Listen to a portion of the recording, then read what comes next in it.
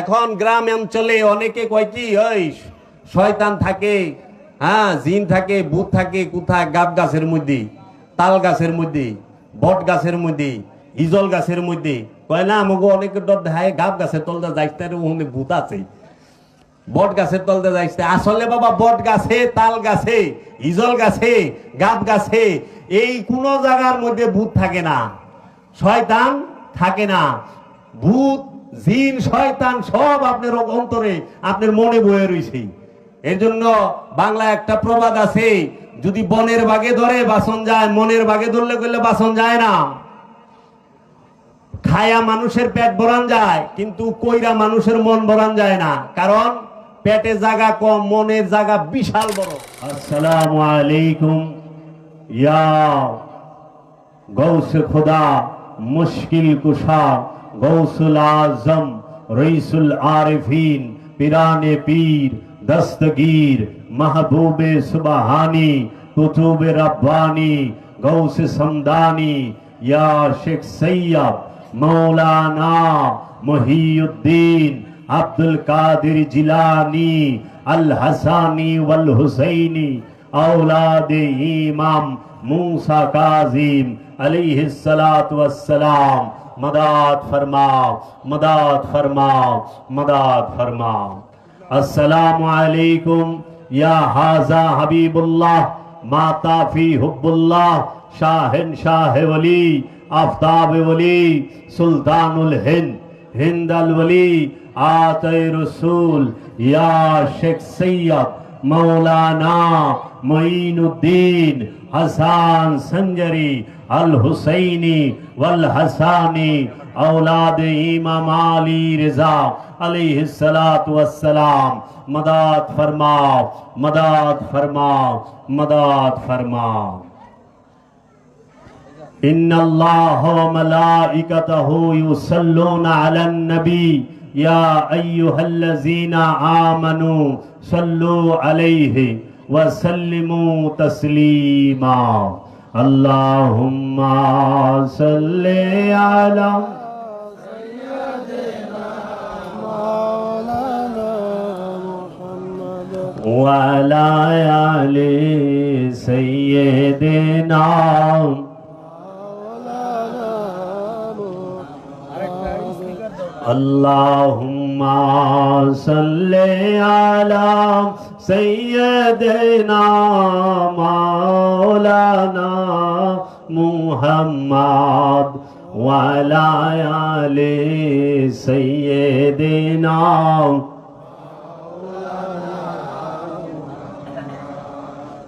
উপস্থিত আজকের এই উরুস শরীফের সম্মানিত সভাপতি এবং প্রধান অতিথি, মহান সুরেশ্বর দরবার শরীফের বর্তমান গদিনীশীন পীর হযরত সৈয়দ তৌহিদুল ইসলাম শাহিন নূরি আল সুরেশ্বরী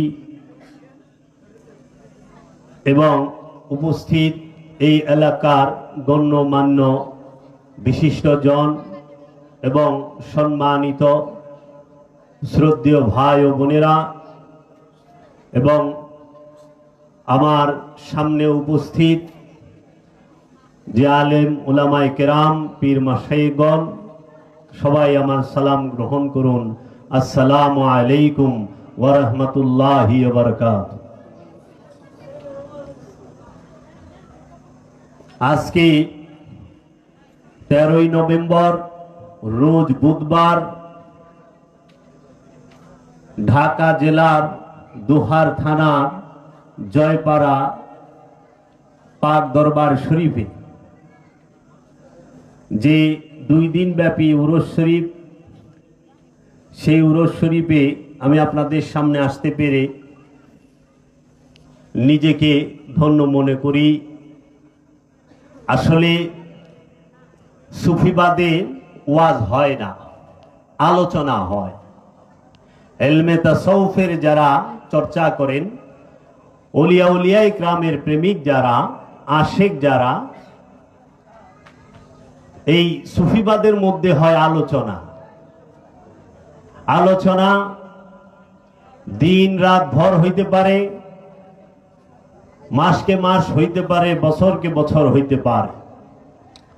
যেই পর্যন্ত আমরা সত্যের সন্ধান না পাব, যেই পর্যন্ত আমাদের আত্মজাগরণের, নফসের পবিত্রতা, নফসকে শুদ্ধ করা, নফসকে খান্নাস রূপী শয়তান মুক্ত না করতে পারবো, সেই পর্যন্ত আলোচনা আপন গুরুর সাথে একজন ভক্ত রাখেন, করেন। গুরু সব সময় আলোচনার মাধ্যমে শিষ্যকে জ্ঞান দান করেন। রাসূল সাল্লাল্লাহু আলাইহি ওয়াসাল্লাম তিনি আলোচনার মাধ্যমে তার অনুসারী সাহাবায়ে আজমাইনদেরকে এই ইলমে তাসাউফের, এই ইলমে লাদুনির এবং এই সিনার জ্ঞানের বিষয়ে জ্ঞান দান করতেন। এখন আমরা যারা সিনার জ্ঞানে জ্ঞানী হইতে চাই, আমরা যারা নিজেদেরকে খান্নাস রূপী শয়তান মুক্ত করতে চাই, আমরা যারা নিজেরা মুসলমান হইতে চাই, সেই মুসলমানটি কখনো দলগত নয়, কখনো এই জন্মগত মুসলমান নয়, সেটি আদর্শের মুসলমান যারা হতে চায় অবশ্যই অবশ্যই ওলিয়ে কামেলের সোহবতে যেতে হবে। ওলিয়ে কামেলের সোহবতে গিয়ে ওলিয়ে কামেল যেভাবে, যে পদ্ধতিতে মুরাকাবা, মুশাহেদার, দাইমি সালাতের শিক্ষা দান করেন, সেই দাইমি সালাত পালন করে নিজের নফসকে পুত পবিত্র করতে হবে। তাই আমার মহান মুর্শিদ চেরাগে জান শরীফ কালান্দার বাবা জাহাঙ্গীর বা ইমান আল সুরেশ্বরী অফি আনহু তিনি বলেছেন, আমি সত্য চাই, সাইনবোর্ড চাই না। আমি সত্য চাই, আমি সাইনবোর্ড চাই না। হে সাধক মুরিদ, তুমি সত্যকে অন্বেষণ করো। সত্য উপলব্ধির জন্য তুমি শত শত পীর পাল্টাইতে পারো, কিন্তু সেটা হবে সত্য চেনার জন্য, জানার জন্য, বোঝার জন্য, ধারণের জন্য। সাধারণ মুরিদ পারবা না। আমি সত্য চাই, সাইনবোর্ড চাই না মানে কি? প্রত্যেকটা মানুষের কাঁধে পিতামাতার দেওয়া সাইনবোর্ড ঝুলা রয়েছে। এই জগতে জাতি, ধর্ম, বর্ণ নির্বিশেষে এই পৃথিবীতে যদি 600 থেকে 700 কোটি মানুষ থাকে, প্রত্যেক মানুষের কাঁধে একটা করে সাইনবোর্ড ঝুলতাছে। মুসলমান নামে আমরা যারা আছি, আমাদের কাছে মুসলমানের সাইনবোর্ড ঝুলতাছে। আমি মুসলিম, তাই আমি কোরআন, হাদিস, এজমা, কিয়াস, মান্তিক এই সমস্ত বিষয়ে পড়াশোনা করব। যে হিন্দুর ঘরে জন্মাইছে, সে হিন্দুর সাইনবোর্ড কাঁধে লিয়া, বাপ মার সাইনবোর্ডটা কাঁধে নিয়া ঘুরতাছে যে সে গীতা, উপনিষদ, মহাভারত এই বিষয়গুলো পাঠ করে, সে কোরআন, হাদিস, এজমা, কিয়াস, মান্তিক পড়ে না। যে খ্রিস্টান, তার সন্তানটা খ্রিস্টানের সাইনবোর্ড কাঁধে নিয়েছে। যে বৌদ্ধ, তার সন্তানটা বৌদ্ধের সাইনবোর্ড কাঁধে নিয়েছে।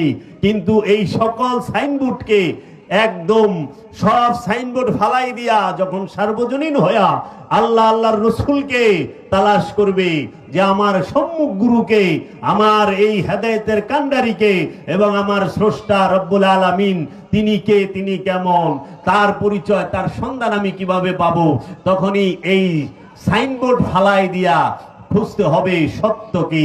সেই সত্য খুঁজতে গেলে সর্বপ্রথম লাগবে প্রতিটি মানুষের একজন গুরু।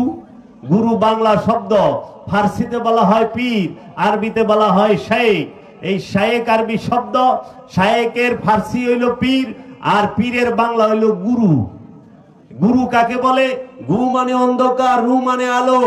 যিনি অন্ধকার হইতে আলোর পথে নিয়ে যেতে পারে, আলোর সন্ধান দিতে পারে, আলোর মধ্যে নিয়ে যেতে পারে, তিনি হন গুরু। গু মানে অন্ধকার, রু মানে আলো। অন্ধকার হইতে যে আলোর পথে নেয় সেই গুরু, আর যে অন্ধকার থেকে আলোর পথে নিতে না পারে সে গুরু হয় না। তো কাজেই এই গুরু, কামেল গুরুকে মানতে হবে, কামেল ওলিকে মানতে হবে। কেন মানতে হবে?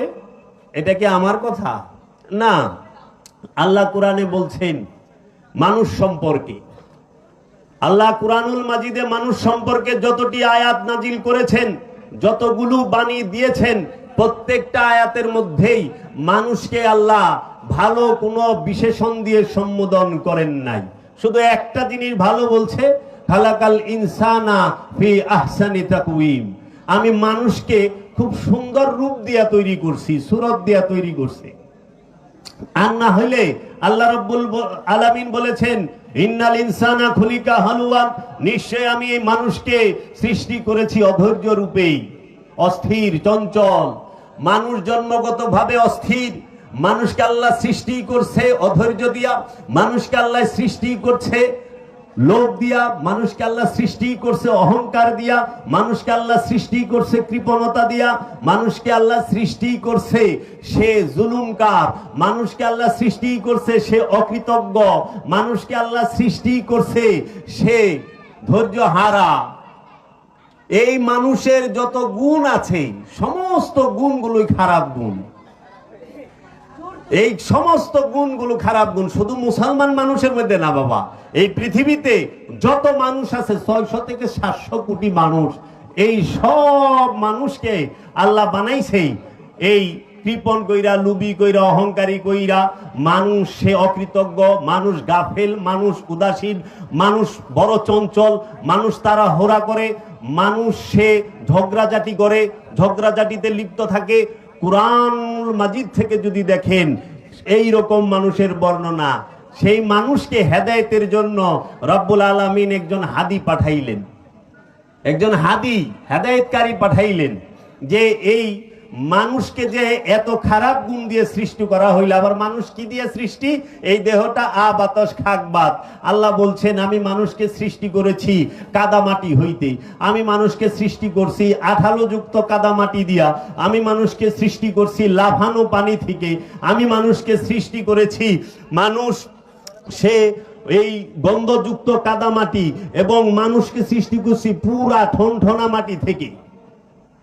এই হলো মানুষ সৃষ্টি করছে। আল্লাহ বলতেছে, খুব খেয়াল করেন, মানুষের কথা বলছে এখানে, আমানুর কথা বলে নাই, এখানে মুসল্লির কথা বলে নাই, এখানে মুমিনের কথা বলে নাই, এখানে মুহসিনিনের কথা বলে নাই, এখানে মুত্তাকির কথা বলে নাই, এখানে সাবিরিনের কথা বলে নাই, বলছে মানুষের কথা। মানুষ এক বিষয়, আর আমানু মুসল্লি, মুহসিনিন, মুত্তাকিন, সাবিরিন, মুমিন, রসুল, নবী, ওলি, আব্দুহু আরেক বিষয়। এই ভেদে মারেফাত, এইগুলো বুঝতে পারলে ফকিরির যে আসল সৌন্দর্য, ফকিরির যে সৌন্দর্য এবং ফকিরির যে পবিত্রতা, ফকির যে সে সার্বজনীন ভাব, ফকির সে যে কি, সেইটা তখন মানুষ বুঝতে পারবে। মানুষ এক মানুষ থেকে কি কি হয়, যদি আজকে সময় হয় আপনাদের সামনে একটু সামান্য আলোচনার চেষ্টা করব। এই এক মানুষ, আমার দুইটা হাত না, আমি তো একজন মানুষ, আপনারাও মানুষ, মানুষের দুইটা হাত না, বোঝানোর ক্ষেত্রে বলতেছি, দুইটা দিক আছে, ডাইন দিক বাম দিক, তাই না? এই এক মানুষ, সে রসুলের কাছে ঈমান আনবে, তাই আল্লাহ রসুলকে পাঠাইলেন। আল্লাহ বললেন কাদ জাআকুম মিনাল্লাহি নূর ওয়া কিতাবুম মুবিন, তোমাদের কাছে এসেছে আমার তরফ হইতে স্পষ্ট কিতাব এবং স্পষ্ট নূর। আল্লাহর রাসূলকে আল্লাহ রাব্বুল আলামিন কিতাব এবং স্পষ্ট নূর এবং স্পষ্ট কিতাব বলে সম্বোধন করেছেন কোরআনে। এবং রাসূল কেন আসে? আল্লাহ নিজে বলতেছেন যে ইউসাব্বিহু লিল্লাহি মা ফিস সামাওয়াতি ওয়া মা ফিল আরদিল মালিকুল কুদ্দুসুল আজিজুল হাকীম ওয়াল্লাযী ইযবাআসা ফিল উম্মিয়িনা রাসূলাম মিনহুম ইয়াতলু আলাইহিম আয়াতি ওয়া ইউযাক্কিহিম ওয়া ইউআল্লিমুহুমুল কিতাবা ওয়াল হিকমাতা। আল্লাহর রাসূল কুরআনুল কারীমে বলতেছেন আসমান জমিনে যাহা কিছু আছে সবকিছু আল্লাহর তাসবিহ পাঠ করে, আল্লাহর তাসবিহ পাঠ করে। কোন আল্লাহ তাসবিহ পাঠ করে? যে আল্লাহ কুদ্দুস, আজিজ, হাকিম, সেই আল্লাহর তাসবিহ পাঠ করে সবাই। আসমান জমিনের মধ্যে যাহা কিছু আছে সেই আল্লাহ, তিনি উম্মিয়িনদের মধ্য থেকে একজন রসুল নির্বাচিত করলেন। সেই রসুলের কাজটা কি? সেই রসুল মানুষদেরকে কি করবেন? আয়াত তিলাওয়াত করে শোনাবেন রবের। সেই রসুল মানুষদের নফসকে পবিত্র করবেন। সেই রসুল মানুষকে কিতাবের জ্ঞান শিক্ষা দিবেন, কিতাব শিক্ষা দিবেন, এবং সেই রসুল হিকমত দান করবেন, আল্লাহর যে হিকমতের জ্ঞান সেটা দান করবেন। তাহলে রসুলের কাজ কি? রসুল আয়াত তিলাওয়াত করবে, নফসকে পবিত্র করবে এবং রসুল হিকমত কিতাবের শিক্ষা দিবে, হিকমত দান করবে। কাকে? মানুষকে। এই মানুষ যখন রসুলের কাছে মুরিদ হয় তখন সে হয় আমানু। রসুলের হাতে হাত দিয়া যখন একটা মানুষ বায়াত গ্রহণ করে তখন সে হয় আমানু। আমানু কাকে বলে? যিনি রসুলের মুরিদ, রসুলের হাতে হাত দিয়া বায়াত হয়েছেন, তিনি আমানু। রসুলের উপরে যে বিশ্বাস করেছেন, রসুলের সামনে যায় যে রসুলের কাছে কালেমা পড়েছেন যে লা ইলাহা ইল্লাল্লাহু মুহাম্মদ রাসূলুল্লাহ সাল্লাল্লাহু আলাইহি ওয়াসাল্লাম, এই কালেমা যখন রসুলের হাতে হাত দিয়া পাঠ করে তখন সে হয় আমানু। আর এই আমানু হওয়ার সাথে সাথে আল্লাহর রসুল বলেন ইয়া আইয়ুহাল্লাযিনা আমানু, ওহে আমানু বিশ্বাসী, হে আমার মুরিদ, আকিমুস সালাত ওয়া আতুজ যাকাত, ওয়া আকিমুস সালাত, তুমি সালাতকে কায়েম করো, ওয়া আতুজ যাকাত, তুমি যাকাত আদায় করো। তুমি হে আমানু, আমার মুরিদ, রসুলের উপর ঈমান আনয়নকারী, তুমি ঈমান এনেছ মুখে জবানে, ঈমানুল লিসানি, জিহ্বার জবানের ঈমান, এই ঈমানকে ঈমানে কলবি, হৃদয়ে প্রবেশ করাও। মুখের ঈমান, মুখে পড়ছেন লা ইলাহা ইল্লাল্লাহ মুহাম্মদ রাসূল আল্লাহ। এখন এই বাণীটাকে ভেতরে প্রতিষ্ঠিত করেন, আপনার কলবের মধ্যে যেন সর্বসময়ে আল্লাহর রসুলকে আপনি মুরাকাবা মুশাহেদায় দেখতে পান। এই প্রচেষ্টায় লিপ্ত থাকেন, তখন যা হবেন আমানু থেকে মুমিন। এই রসুলের কাছে যিনি বায়াত গ্রহণ করেন তিনি আমানু। আমানুকে বলছে আমানু সালাত কায়েম করো, আমানু যাকাত দান করো, আমানু হজ করো, আমানু কুরবানি দাও। হে আমানু তুমি আমলে সালেহা করো, হে আমানু তুমি পবিত্র জিনিস, হালাল জিনিস ভক্ষণ করো, হারাম থেকে বিরত থাকো। কোরআনুল মাজিদে যতটি আদেশ নির্দেশ উপদেশ আছে ইবাদতের, সকল ইবাদতের আদেশগুলোই আমানুর জন্য। দুঃখের বিষয় আমাদের বর্তমান সমাজে যে কোরআনের তাফসিরগুলো আমরা পাই, কোরআনের অনুবাদগুলো পাই, সেইখানে আপনারা দেখবেন আরবিতে লেখা আছে ইয়া আইয়ুহাল্লাযিনা আমানু, তারা বাংলায় আমানুর অর্থ করে থুইছে হে মুমিনগণ। হে মুমিনগণ, এই মুমিনও আরবি শব্দ, আমানু আরবি শব্দ। মুমিনের দরজা আমানু থেকে অনেক উঁচু, অনেক উঁচু স্তরের, আসমান জমিন তফাৎ আমানু আর মুমিনের মধ্যে। তাই আরবি আমানু সেইটারে বাংলায় অর্থ করলেন মুমিন। এটা কি হইল? আরবির অর্থ আরবি দিয়া করে, আর মুমিন অর্থ বিশ্বাসী, আমানু অর্থ বিশ্বাসী, কিন্তু এই বিশ্বাসীর মধ্যে আসমান জমিন তফাৎ। কিরকম? আমানুর সাথে খান্নাস রূপী শয়তান যুক্ত থাকে, কামনা থাকে, আর মুমিনের সাথে আল্লাহ থাকে, শয়তান থাকে না। মুমিনের সাথে আল্লাহ থাকে।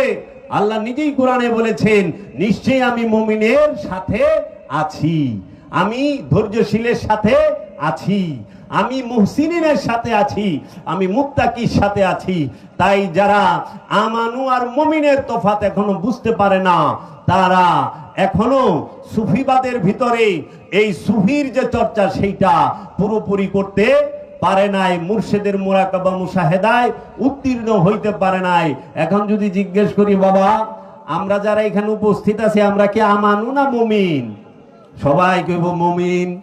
তাহলে মুমিন যদি হয়, মুমিন হাত তোলার সাথে সাথে আল্লাহ দোয়া কবুল করব। মুমিনের সাথে আল্লাহ থাকে, মুমিনের জবান আল্লাহর জবান, মুমিনের চেহারা আল্লাহর চেহারা, মুমিনের হাত আল্লাহর হাত, মুমিনের পাও আল্লাহর পাও। আল্লাহ নিজেই বলেছেন, আল্লাহর হাবিব নিজেই বলেছেন হাদিস শরীফের মধ্যে যে আমার উম্মতের মধ্যে আল্লাহ রাব্বুল আলামিন তিনি তার উম্মতদেরকে, তার বান্দাদেরকে এত ফজিলত দিয়েছেন যে বান্দা ইবাদত করতে করতে এমন এক স্তরে চলে আসে, বান্দা যেই জবান দিয়ে কথা বলে সেই জবান আল্লাহর জবান হয়ে যায়, বান্দা যেই দৃষ্টি দিয়া দেখে সেই দৃষ্টি আল্লাহর দৃষ্টি হয়ে যায়, বান্দা যেই কান দিয়া শুনে সেই কান আল্লাহর কান হয়ে যায়, বান্দা যেই হাত দিয়া ধরে সেই হাত আল্লাহর হয়ে যায়, বান্দা যে পা দিয়া হাঁটে সেই পা আল্লাহর হয়ে যায়। সেই ব্যক্তিটি হচ্ছে মুমিন। এই মুমিন হওয়া অনেক অনেক কষ্টের, অনেক বড় বিষয়। আমানু যখন ইবাদতে দাঁড়ায় ইবাদত করতে দাঁড়ায়, নামাজ পড়তে যখন আমানু দাঁড়ায়, সালাত করতে যখন আমানু দাঁড়ায়, মুরাকাবা মুশাহেদা করতে যখন আমানু বসে, তখন আল্লাহ রাব্বুল আলামিন তাকে নাম ধরে ডাকতেছেন মুসল্লি। কি? মুসল্লি। আমানু সলাতে দাঁড়াইলে মুসল্লি, আমানু সিয়ামে গেলে মুসল্লি, আমানু হজ করলে মুসল্লি, আমানু কুরবানি করলে সে মুসল্লি। এই মুসল্লি তিনি যে হয়, এই মুসল্লির 8টা গুণ আছে সূরা মারাইজের মধ্যে স্পষ্টভাবে আল্লাহ বইলা দিছে। মুসল্লি হইতে 3টা শর্ত আছে। আল্লাহ বলছে ইন্নাল ইনসানা খুলিকা হালুয়ান, নিশ্চয়ই আমি মানুষকে সৃষ্টি করছি অধৈর্য রূপে, অস্থির চঞ্চলতা দিয়ে। মানুষ জন্মগত কৃপণ, মানুষ জন্মগত লুবি। ইল্লাল মুসাল্লিন, ইল্লাল মুসাল্লিন, মুসল্লি ছাড়া। যিনি মুসল্লি সে কৃপণ হবে না, যিনি মুসল্লি সে লুবি হবে না, যিনি মুসল্লি সে অধৈর্য হবে না। এখন আপনি চিন্তা করেন নিজের নিয়া যে আপনার মধ্যে কি লোভ আছে, আপনার মধ্যে কি কৃপণতা আছে, আপনার মধ্যে কি অধৈর্যতা আছে, তাহলে আপনি এখনো মুসল্লি হইতে পারেন নাই। যে কৃপণ সে মুসল্লি নয়, আর যে মুসল্লি সে কৃপণ নয়। যে লুবি সে মুসল্লি নয়, আর যিনি মুসল্লি সে লুবি না। যিনি অধৈর্য সে মুসল্লি না, আর যিনি মুসল্লি তিনি অধৈর্য না। এই মুসল্লি তার 8টা গুণ থাকে। এই মুসল্লি যখন এই 8 গুণ পার হয় তখন সে হয় মুহসিনিন। মুহসিনিন, মুত্তাকিন, তারপরে সাবিরিন, তারপরে যায় হয় মুমিন। এই মুহসিনিন, মুসল্লি, মুহসিনিন, মুত্তাকিন, সাবিরিন, মুমিন। এই সাবিরিনের সাথে আল্লাহ থাকে, মুমিনের সাথেও আল্লাহ থাকে, মুহসিনিনের সাথে আল্লাহ থাকে, মুত্তাকির সাথে আল্লাহ থাকে। আল্লাহকে যদি কেউ আল্লাহর মহানূরের মধ্যে ফানা হইতে চায়, অবশ্যই তাকে এই আমানুর স্টেজ পার হইয়া, মুসল্লির স্টেজ পার হইয়া তাহাকে মুহসিনিন হইতে হবে, তাহাকে মুত্তাকি হইতে হবে, তাহাকে সাবিরিন হইতে হবে, তাকে মুমিন হইতে হবে যদি আল্লাহময় হয়ে যাইতে চায়। তাই জগতে যত আল্লাহর ওলি আছেন তারা সবাই মুহসিনিন, মুত্তাকি, সাবিরিন, মুমিন। মুমিন কে? যার সাথে আল্লাহ আছে, শয়তান নাই। আর আমানুকে? যার সাথে শয়তান রূপী খান্নাস আছে কিন্তু আল্লাহ জাত রূপে নাই। এই জন্য শয়তান দুর্বল রূপে যদি অবস্থান করে তাও সে আমানু। এখন জানা দরকার আপনি যে মুসল্লি, মুমিন, মুত্তাকিন হবেন, কিভাবে হবেন? কিভাবে হবেন? একজন আমানু সে যখন মুরাকাবা মুশাহেদায় যায় তখন তাকে সবচেয়ে শক্তি নিয়ে বাধা দেয় কে? খান্নাস রূপী শয়তান। এই খান্নাস রূপী শয়তান কোথায় থাকে? এই সৃষ্টি জগতের কোথাও শয়তান থাকার কোন প্রকার অধিকার আল্লাহ দেয় নাই। এখন গ্রাম অঞ্চলে অনেকে কয় কি ওই শয়তান থাকে, হ্যাঁ জিন থাকে, ভূত থাকে কোথায়? গাব গাছের মধ্যে, তাল গাছের মধ্যে, বট গাছের মধ্যে, ইজল গাছের মধ্যে। কয় না আমাকে অনেকে ডর দেখায় গাব গাছের তলতে যাইতে ওখানে ভূত আছে, বট গাছের তলতে যাইতে। আসলে বাবা বট গাছে, তাল গাছে, ইজল গাছে, গাব গাছে এই কোন জায়গার মধ্যে ভূত থাকে না, শয়তান থাকে না। ভূত, জিন, শয়তান সব আপনার অন্তরে, আপনার মনে বয়ে রয়েছে। এর জন্য বাংলা একটা প্রবাদ আছে, যদি বনের বাগে ধরে বাসন যায়, মনের বাগে ধরলে করলে বাসন যায় না। খায়া মানুষের পেট ভরান যায় কিন্তু কইরা মানুষের মন ভরান যায় না, কারণ পেটে জায়গা কম, মনের জায়গা বিশাল বড়। এর জন্য মন খুশি করান যায় না। খাওয়ায়া মানুষরে ওইখানে কান্দায় দেওয়া যাবে, খাইতে খাইতে কান্দা দিছে, কিন্তু নিতে নিতে কেউ কানবো না। যতই নিব কয় আরো আসেনি, যতই পাইব কয় আরো আসেনি কি। এর জন্য যাহারা বলে শয়তান থাকে বাথরুমে, শয়তান থাকে বিছানার মধ্যে, কাপড় এলোমেলো থাকলে সেইখানে, এরা শয়তান সম্পর্কে অজ্ঞ, শয়তান সম্পর্কে তাদের ধারণা নাই। আল্লাহ এই সৃষ্টি জগতের মধ্যে শয়তানকে 2টি স্থানে থাকার অধিকার দিয়েছে। একটি হচ্ছে জিনের অন্তর, আর একটি হচ্ছে মানুষের অন্তর। দলিল কোথায়? সূরা নাস সবাই পড়ে, আপনারা পড়েন না? যে কুল আউযু বিরাব্বিন নাস, মালিকিন নাস, ইলাহিন নাস, মিন শাররিল ওয়াসওয়াসিল খান্নাস। আল্লাযী ইউওয়াসউইসু ফি সুদুর ইন্নাস মিনাল জিন্নাতি ওয়ান নাস। এই মানুষের অন্তরে, জিনের অন্তরে আল্লাহ রব্বুল আলামিন শয়তান রূপী খান্নাসকে ঢুকাই দিছে। কোথায়? মানুষের। খান্নাস কারে কয়? কামনাকে খান্নাস বলে। খান্নাস আরবি শব্দ, এইটার বাংলা হইল কামনা। কামনা ছাড়া মানুষ আছে? হিন্দু, বৌদ্ধ, ইহুদি, খ্রিস্টান, আস্তিক নাস্তিক যারাই থাক, আপনার ইউরোপিয়ান থাক, আমেরিকান থাক, আরবিয়ান থাক, বাঙালি থাক, হিন্দি, পাকিস্তানি, যেই হোক, কেউ কি কামনা ছাড়া থাকে? মানুষ কামনা ছাড়া থাকে না, সবার কামনা আছে। এর জন্য শয়তানের সবচেয়ে ভয়ঙ্কর রূপ হইল, ইবলিশের ভয়ঙ্কর রূপ হইল এই খান্নাস। খান্নাস রূপে প্রত্যেক মানুষের অন্তরে, জিনের অন্তরে শয়তান অবস্থান করে। আর এই শয়তানকে কলব থেকে তাড়াবার জন্য একজন ওলিয়ে কামেলের কাছে মুরিদ হইতে হয়। আর মুরিদ হইলে আপনি আমানু হবেন। আমানু হওয়ার পরে আপনি মুসল্লি হবেন, মুমিন হবেন, মুত্তাকি, মুহসিনিন, সাবিরিন। এখন দেখেন মুসলমান যে করি আমরা, বাজানো মুসলমান সম্পর্কে সুন্দর কথা বললো। মুসলমান যে করি, মুসলমান কারে কইতে হইতে কইছি? কোরআনে, কোরআনুল মাজিদে মুসলমান হইতে বলছে কারে? মুসলমান না হয়ে মারা যায় না, এটা কি মানুষকে বলছে? একটু খুলেন সূরা আল ইমরান 102 নম্বর আয়াতটা খুলেন। ইয়া আইয়ুহাল্লাযীনা আমানুত্তাকুল্লাহা হাক্কা তুকাতিহি ওয়া লা তামুতুন্না ইল্লা ওয়া আনতুম মুসলিমুন। ও আমানু, আল্লাহকে ভয় করো, ভয় করার মতো। তোমরা মুসলমান না হয়ে মারা যায় না। আমানুকে বলতেছে আল্লাহ, মুসলমান না হয়ে মারা যায় না। মানুষের শব্দটা বলে নাই ইয়া আইয়ুহাল ইনসান হাক্কা তুকাতিহি ওয়া লা তামুতুন্না ইল্লা ওয়া আনতুম মুসলিমুন, এই কথা বলে নাই। হে মানুষেরা, হে মানব জাতি, মুসলমান না হয়ে মারা যায় না, এটা বলে নাই। বলছে ইয়া আইয়ুহাল্লাযীনা আমানু, হে আমানু, হে রাসূলের মুরিদ, হে রাসূলের ভক্ত, হে রাসূলের অনুসারী, তোমরা মুসলমান না হইয়া মারা যায় না। আর যারা রাসূলের কাছে মুরিদ হয় নাই, যারা রাসূলের কাছে বায়াত হয় নাই, ওলিয়ে কামেলের কাছে বায়াত হয় নাই, তারা মানুষের স্তরেই রয়ে গেছেন।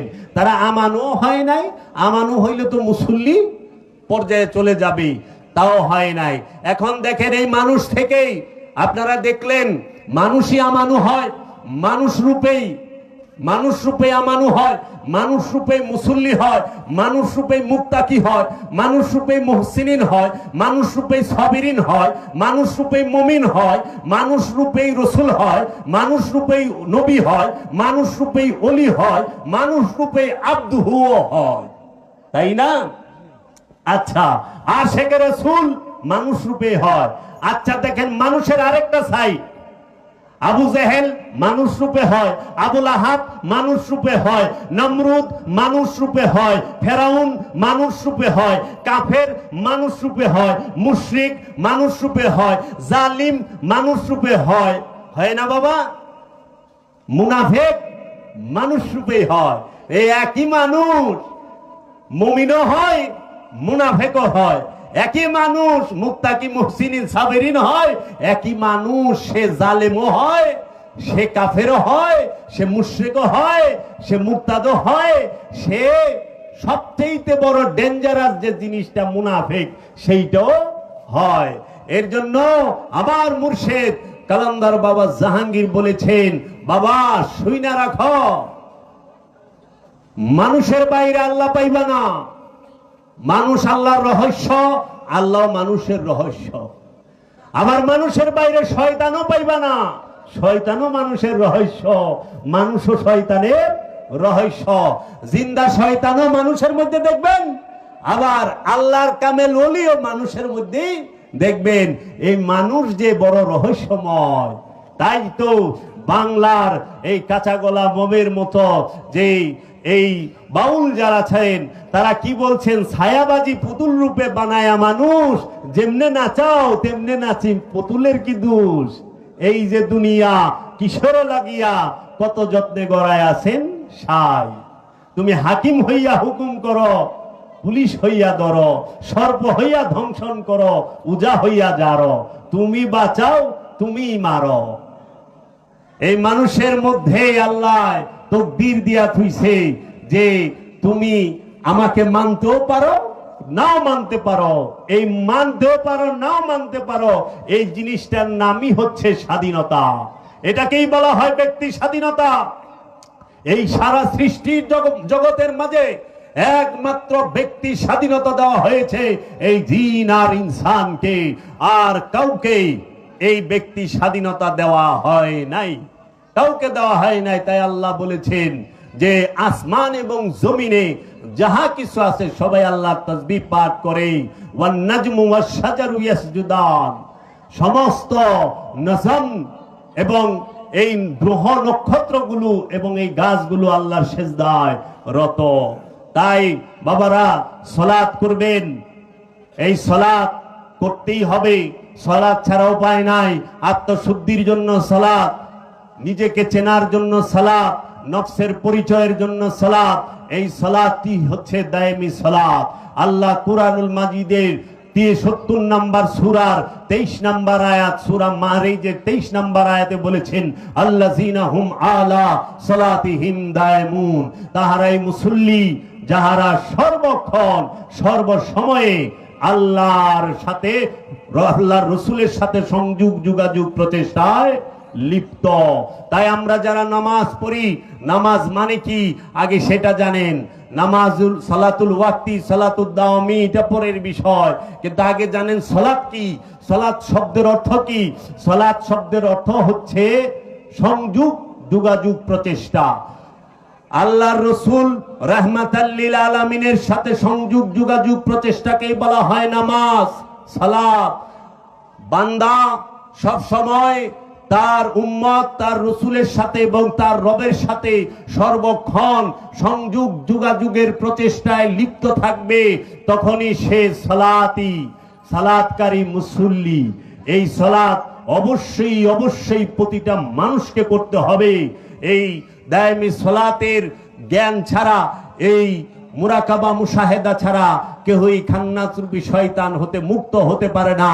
তাই তো আল্লাহর হাবিব সাহেবে মেরাজ, সুলতানে আম্বিয়া, ইমামুল মুরসালিন, খাতামান নবিয়িন, ইমাম সৈয়দাতুল আম্বিয়া আবুল কাসেম মুহাম্মদ মুস্তাফা আহমদ মুস্তাফা সাল্লাল্লাহু আলাইহি ওয়াসাল্লাম জাবালে নূর পর্বতের 2500 ফিট উঁচায় 15 বছর 1 মাস 19 দিন সময়ে অসময়ে মুরাকাবা মুশাহেদা করেছেন।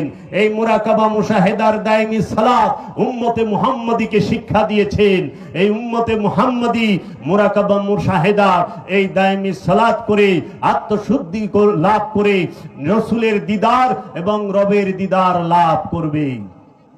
তাই এখন আমরা যে ধর্ম পালন করি, আমরা এক হইল মুসলমান, আরেক হইল ধার্মিক, তাই না? ধর্ম কয় ধরনের হয়? একটা হইল বস্তুবাদী ধর্ম, একটা হইল স্বার্থবাদী ধর্ম, একটা হইল আদর্শের প্রেমের ধর্ম। এখন বস্তুবাদী ধর্মটাই বেশি ব্যবহার করে, স্বার্থবাদী ধর্মটাই ব্যবহার করে বেশি। প্রেমের ধর্ম কয়জনে করে? সব স্বার্থের পাগল, সব স্বার্থের পাগল। আবার মুসলমানের মধ্যেও কতটি ক্যাটাগরি আছে। একটা হলো জন্মগত মুসলমান, কিভাবে? পিতা মাতা মুসলমান, সেই ঘরের যে সন্তান হইছে সেও মুসলমান।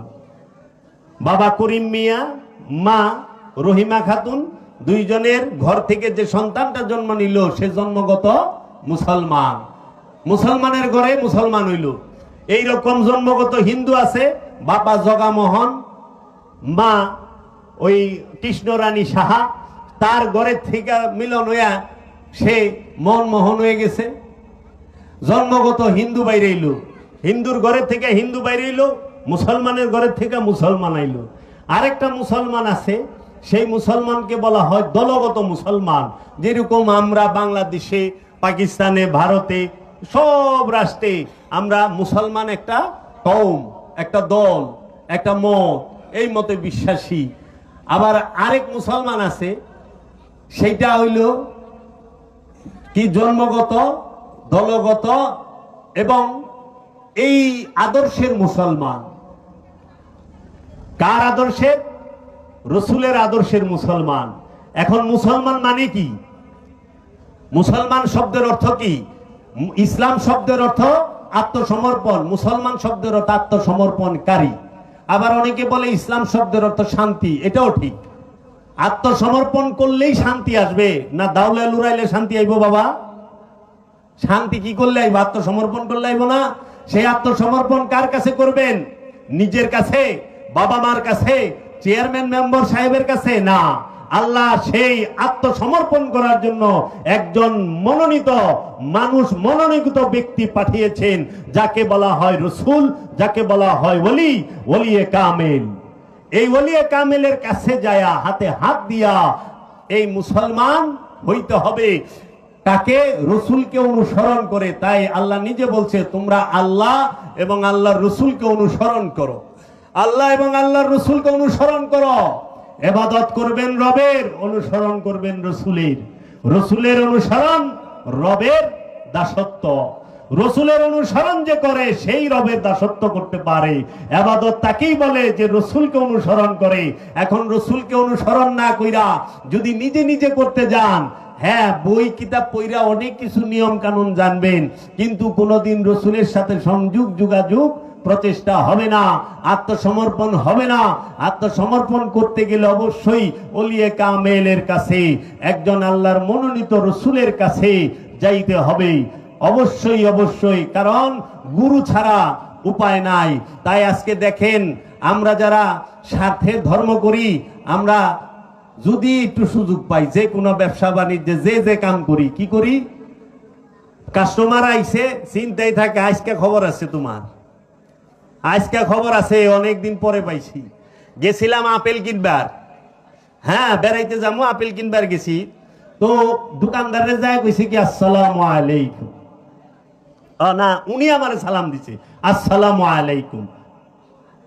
আল্লাহ আপনার উপরে শান্তি বর্ষিত করুন, আপনি আমার কাছে নিরাপদ, শান্তিতে থাকবেন, তাই না? অর্থ তো এইটাই, যে সালামটা দেওয়া মানে যে আমি আপনার জন্য নিরাপদ। মানে দোকানদার তো প্রথমেই কইছে আসসালামু আলাইকুম, আমি আপনার জন্য নিরাপদ, আপনার উপরে শান্তি বর্ষিত। আমিও কইছি ওয়ালাইকুম আসসালাম, আমি আপনার জন্য নিরাপদ, আপনার উপরে শান্তি বর্ষিত। কয় চাচা বাজান কি নিবেন? চাচা মিয়া আমার 1 কেজি আপেল দেন। কয় আচ্ছা কোনটা নিবেন? অস্ট্রেলিয়ানটা নাই? এটা আমি বললাম ওই যে অস্ট্রেলিয়ানটাই দেন। ঠিক আছে। উনি কি করলো, 1 কেজির একটা আপেলের মানে ঠুঙ্গাটা দিছে, প্রথম মাইরে 80 গ্রাম শেষ। ওই যে দুম্বার মতো দিহি এখনকার কাগজের ঠুঙ্গার পিছনে কি জানি লাগা থাকে, খুব ওজন।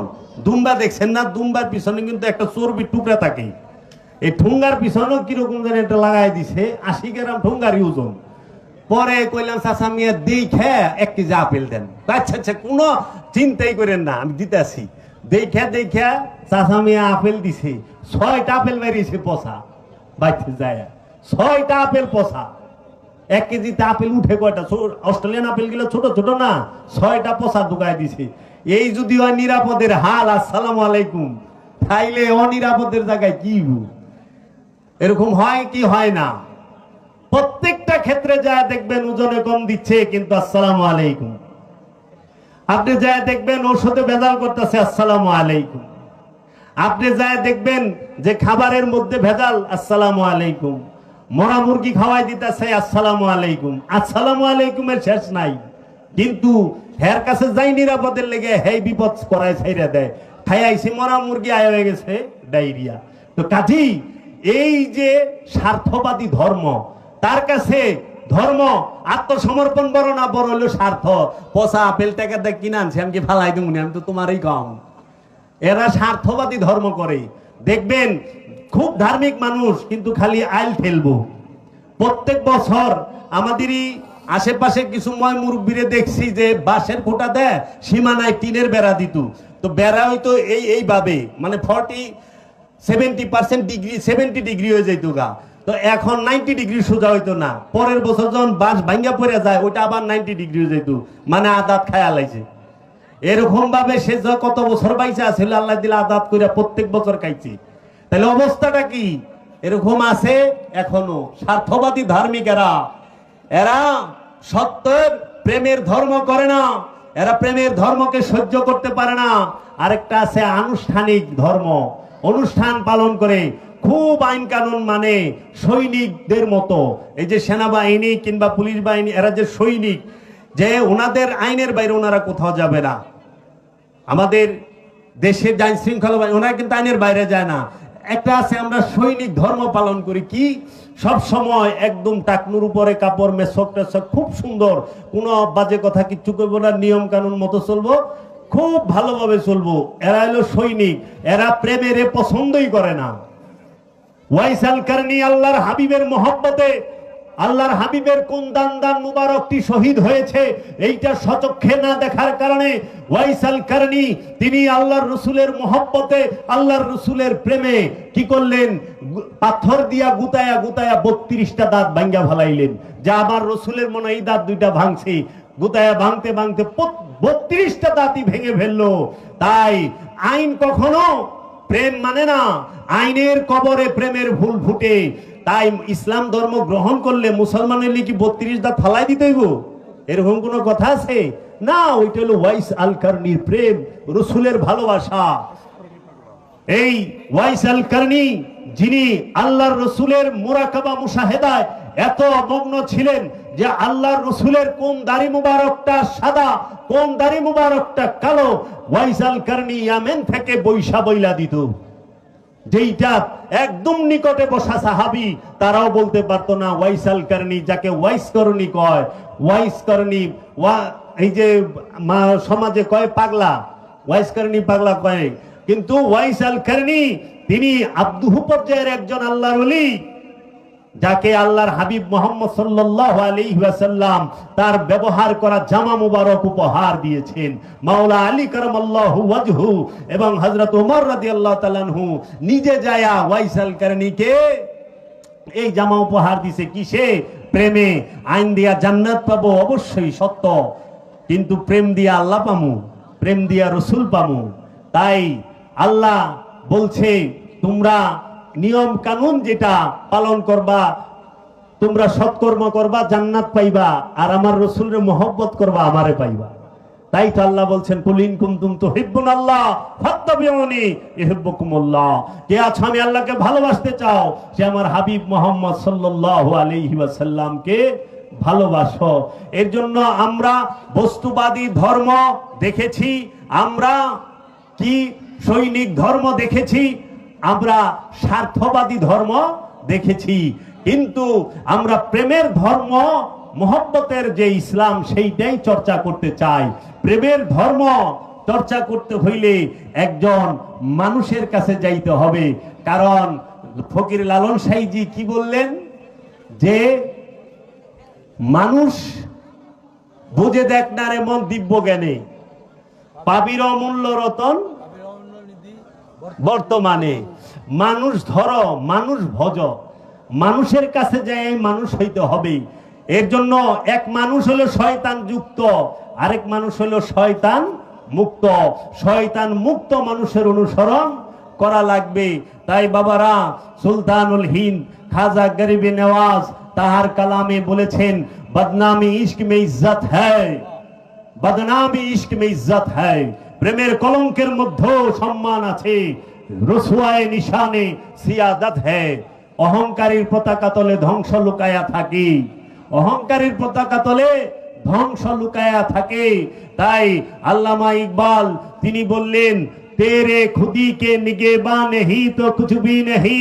ও মানুষ, তুমি যদি তোমার এই দেহ মনের ভেতরে না তাকাও, তুমি যদি এই দেহ প্রাণের মধ্যে বিচরণ না করো, তুমি কিচ্ছু পাইবা না। তেরি খুদি কি নিগেবা নেহি তো কুছ ভি নেহি। তোমার এই খুদির মধ্যে খোদা বৈশা রইছে, খোদা মিলা রইছে। তুমি যদি নিজের দিকে খেয়াল না করো, কিচ্ছু পাইবা না বাহিরে। তাই বলছে খুদি কা সিররে নিহা লা ইলাহা ইল্লাল্লাহ। আল্লামা ইকবাল বলেছেন খুদি কা সিররে নিহা। খুদি মানে নিজের, সিররে মানে রহস্য, নেহা মানে পর্দা। লা ইলাহা ইল্লাল্লাহ। তোমার নিজের এই রহস্যের পর্দাগুলো ছিন্ন করো, তুমি যায় দেখবা লা ইলাহা ইল্লাল্লাহ তোমার মধ্যে, তুমি লা ইলাহা ইল্লাল্লাহর মধ্যেই ভাসমান হয়ে রইছো। তাই আল্লামা ইকবাল বলেছেন এই দেহ মন সম্পর্কে, ये जिक्र मीम ये बेसरूर ये बुराक ये तेरी खुदी के निगेबा नहीं तो कुछ भी नहीं। তোমার এই দেহ মনটাই হচ্ছে মিমের জিকির, এই দেহটাই হচ্ছে মেরাজে যাবার বাহন বুরাক। এই দেহের মধ্যেই সমস্ত রহস্যের ভান্ডার, এই দেহর দিকে তাকাও। তাই বাংলার সুফি সম্রাট লালন সাইজি বলেছেন পররে দায়েমি নামাজ, পররে দায়েমি নামাজ, দায়েমি নামাজ না পড়লে দায়েমি নামাজ সে কি রাজি হয়? কোথায় খোদা কোথায় সেজদা করছ সদায়। দায়েমি নামাজ না করলে খোদা রাজি হয় না, খোদার মধ্যে সেজদা দিতে হবে। আল্লাহতে সেজদা দেন। সেজদা মানে কি? আত্মসমর্পণ। সেজদা মানে কি? সেজদা অর্থ কি? নিজের ইচ্ছাকে আল্লাহর ইচ্ছার কাছে সম্পূর্ণরূপে উৎসর্গ করা, আল্লাহর কাছে নিজের ইচ্ছাকে সম্পূর্ণরূপে বিলিয়ে দেওয়ার নাম সেজদা। আমরা যে মাটির মধ্যে, পাটির মধ্যে, জায়নামাজের মধ্যে, আমরা যে মসজিদের ভুলরের মধ্যে এই দেহের মাথা নত করি, এই সেজদা হচ্ছে আনুষ্ঠানিক সেজদা, সেজদা মেজাজি সেজদা। আল্লাহর ইচ্ছার কাছে কি নিজের ইচ্ছা নত করতে পেরেছি? পারি নাই তো। তো সেজদাকারী হইলাম কবে? যখন আমরা নিজের ইচ্ছাকে আল্লাহর ইচ্ছার কাছে নত করতে পারুম, তখন আমাদের চেহারার মধ্যে সেজদার চিহ্ন ফুটে উঠবে। সেজদার চিহ্ন মানে কালা দাগ না, এটা মেজাজি চিহ্ন, মেজাজি সেজদা। হাকিকি সেজদা কি? আল্লাহর ইচ্ছার কাছে। আল্লাহর ইচ্ছা কি? আল্লাহ বান্দারে কি কইছে?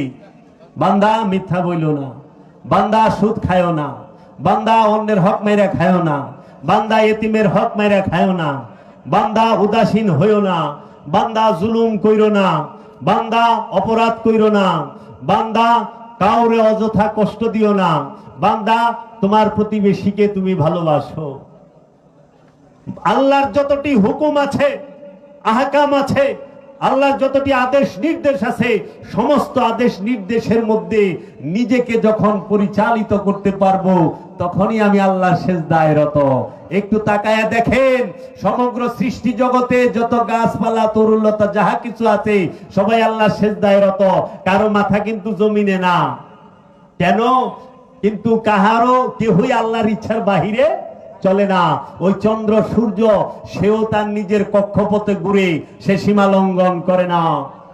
আর মানুষ হইয়া, আশরাফুল মাখলুকাত হইয়া আমরা সীমা লঙ্ঘন করলাম। আমরা আল্লাহর ইচ্ছার কাছে নিজের ইচ্ছাকে সমর্পণ করতে পারলাম না। আমি হইলাম ইবলিশ হয়ে গেলাম। কেমনে? আল্লাহ যখন কইল উসজুদু লি আদম, হে ফেরেশতারা আদমকে সিজদা করো, ফাসাজাদু সবাই সিজদা দিল, ইল্লা ইবলিশ, ইবলিশ দিল না। ইবলিশে জিগাইল আল্লাহ তুমি কেন সিজদা দিলা না আদমকে? ইবলিশ বলল আল্লাহ আমি আপনাকে সিজদা দিমু, আপনি ছাড়া অন্যকে সিজদা দিমু না। আপনি ছাড়া আদমকে সিজদা দিলে শিরক হবে, বেদাত হবে, নাজায়েজ হবে, এটা আমি দিতে পারুম না। আল্লাহ আমি আপনাকে সিজদা দিমু, আপনাকে আমি সিজদা করুম। তখন আল্লাহ বলল কিসে তোমাকে বারণ করলো? হে আজাজিল। আজাজিল বললেন আনা খালাকতানি মিন নার হুয়া খালাকতানি মিন তিন। ও আদম মাটি থেকে তৈরি, আমি ধোঁয়াবিহীন আগুন থেকে তৈরি, তাই আমি আদমকে সিজদা দিব না। খেয়াল করছেন, ইবলিশের নজরে আদমের মধ্যে মাটি ধরা পড়েছে, কিন্তু ইবলিশের নজরে আদমের মধ্যে যে আল্লাহ আছে সেটা ধরা পড়ে নাই। আল্লাহর জাতে নূর আছে সেটা ধরা পড়ে নাই। আল্লাহর জাত নূর যদি কারো মধ্যে থাকে সেটা আদমের মধ্যে আছে। তাই আল্লাহ বলেছেন ওয়ানুফাত্তু মিন রুহি, আমি যখন রূহ ফুঁকে দেব সঙ্গে সঙ্গে তোমরা আদমকে সিজদা করবা। আদমকে সিজদা কখন করতে হয়? আদম কখন হয়? যখন মানুষের মধ্যে আল্লাহ রূহ ফুঁকে দেয়, আর রূহ ফুঁকে দেওয়ার পরেই সিজদা দিতে বলা হয়। এর জন্য সিজদা মূলত রবরূপী রূহকেই দিতে হয়, ওই মাটির আগুন পানি মাটি বাতাসের তৈরি দেহকে না।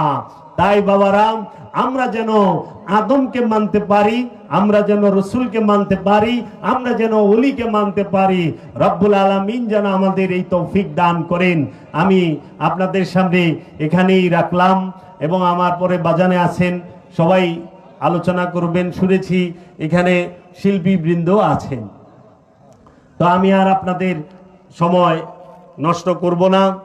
এর কাছে আমাদের এইটুকু অনুরোধ, আপনারা সবাই এই সুফিবাদটা কি, এলমে তাসাউফটা কি, এলমে তাসাউফ কাকে বলে, প্রচলিত সমাজে যে সুফি ধারা চলতেছে আসলেই কি এটা সুফিজম কিনা, আপনারা এই বিষয়ে একটু জানার চেষ্টা করেন।